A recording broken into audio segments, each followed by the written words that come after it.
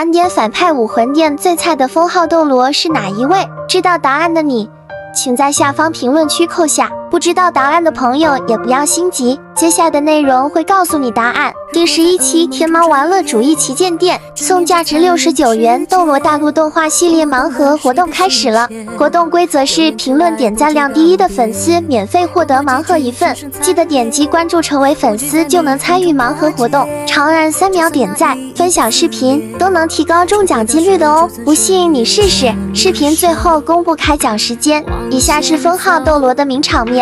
第一位，千寻疾，95级强攻系封号斗罗，封号是天使斗罗，魂环是2黄2紫5黑，拥有天使领域，第7魂技是6翼天使真身。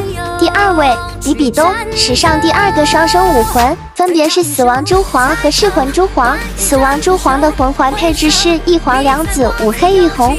第三位，菊花关，95级强攻系封号斗罗，本名叫月关，封号菊斗罗，魂环是2黄2紫5黑，拥有武魂融合技。第四位，鬼魅，95级敏攻系封号斗罗，封号鬼斗罗，魂环是2黄2紫5黑，与月关拥有武魂融合技2级禁止领域，职位是长老殿长老。第五位，火焰鸟武魂，这是一位玄机原创的女性封号斗罗，武魂是火焰鸟，脚踏火焰鸟显得更为霸气，手握羽毛施展第8魂技热血沸腾。第六位，蛇矛斗罗，92级强攻系封号斗罗，魂环是2黄3紫4黑，武魂是变异武魂，拥有气武魂的坚韧，也拥有兽武魂的兽化增幅效果。第七位，刺豚斗罗，92级封号斗罗，武魂是一条血色河豚，武魂可以吸收毒素，专门克制独孤博的武魂属性碧鳞蛇黄毒，完全不惧怕毒素。